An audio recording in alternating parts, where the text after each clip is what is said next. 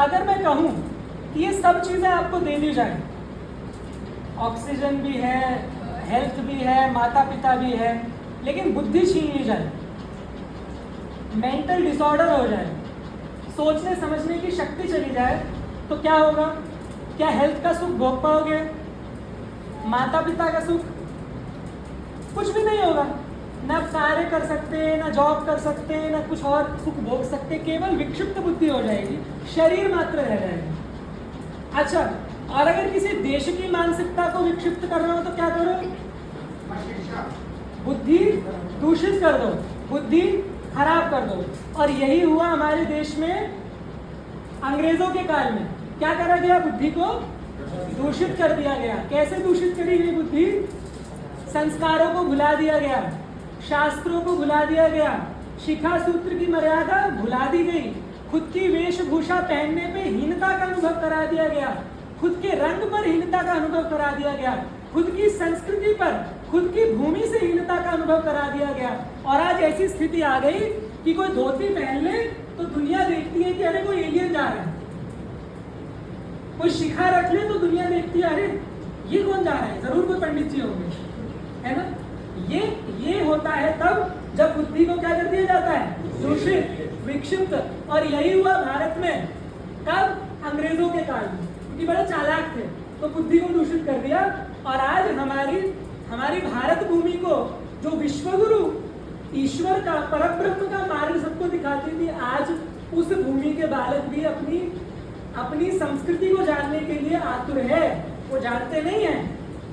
और भगवान भी, ये तो मनुष्य की बात है, भगवान भी गीता में अर्जुन से क्या कह रहे हैं कि अगर मैं किसी पे विशेष कृपा कर देता हूं तो क्या देता हूं?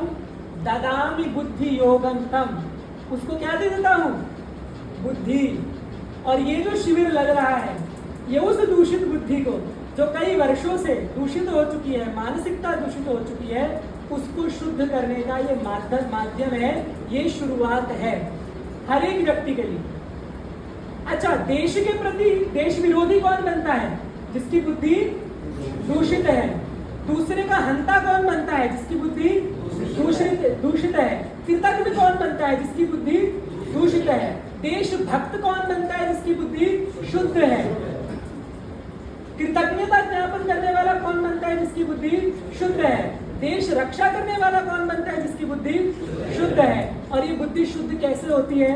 ऐसे ही शिविरों में आकर के, ऐसे ही परंपराओं का वहन करके, ऐसे ही शास्त्रों का अध्ययन करके। और ये तो प्रारंभ है, ये तो सिर्फ प्रारंभ है, सीढ़ी एक चढ़ी है, लेकिन आगे तो इस जर्नी का, इस सफर का कोई अंत नहीं है, केवल मार्गदर्शन ही मार्गदर्शन है।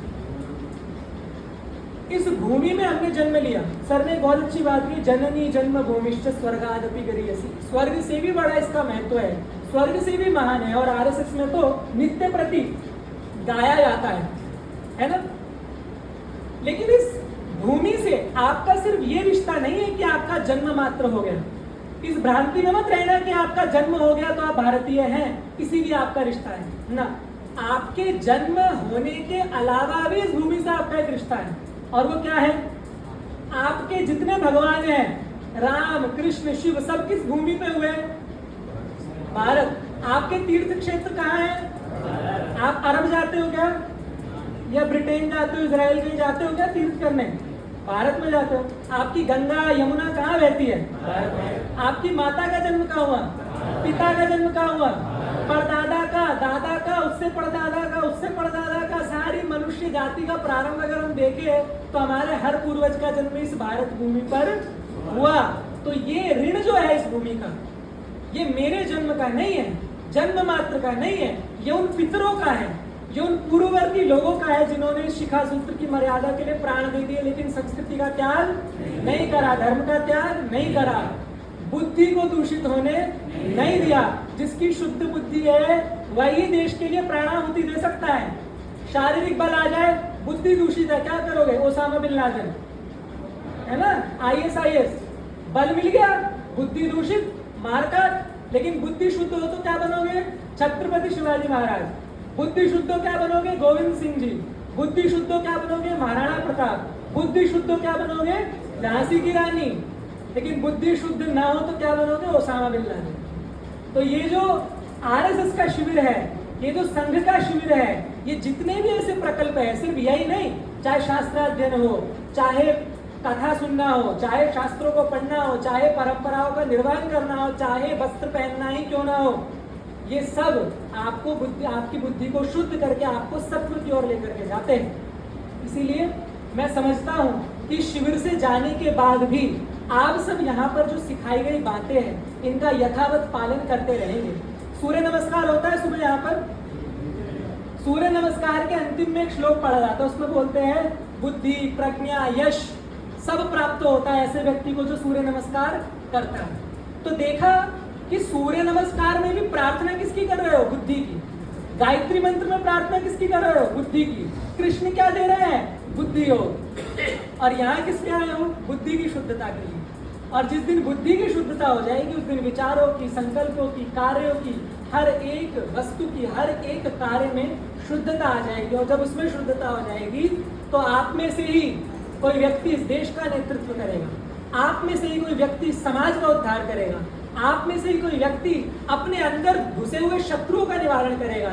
और शत्रु बाहर का नहीं होता है, शत्रु अपने अंदर के ही होते हैं। वही लोग होते हैं जिनकी बुद्धि हजारों सालों की गुलामी में दूषित हो गई, जिनकी बुद्धि भूल गई कि उनके पूर्वज कौन थे, भूल गई उनकी संस्कृति क्या थी, भूल गई उनका धर्म क्या था, और आज पथभ्रष्ट होके अपनी ही भूमि के साथ गद्दारी, अपनी भूमि का अपमान, अपने ही लोगों का वध वो लोग करते हैं। इसीलिए मेरी आशा है कि इस संघ के शिविर से जब आप वापस जाएंगे तो इसकी मर्यादा को यथावत बनाए रखेंगे और अपने जैसे अनेकों लोगों को तैयार करेंगे, उन्हें बद्ध करेंगे ऐसे शिविरों में आने के लिए, अपनी संस्कृति का निर्वहन करने के लिए, और निशंक भाव से, बिना डरे, बिना हीनता का अनुभव करते हुए। और मेरी प्रार्थना है भगवान से कि वो हम सभी की बुद्धियों को शुद्ध करे, शुद्धता प्रदान करके हमें सच्चे मार्ग की ओर लेकर के जाए, और हम सभी स्वयं के लिए, वही समाज के लिए, इस विश्व के लिए लाभकारी सिद्ध हो। नमस्ते।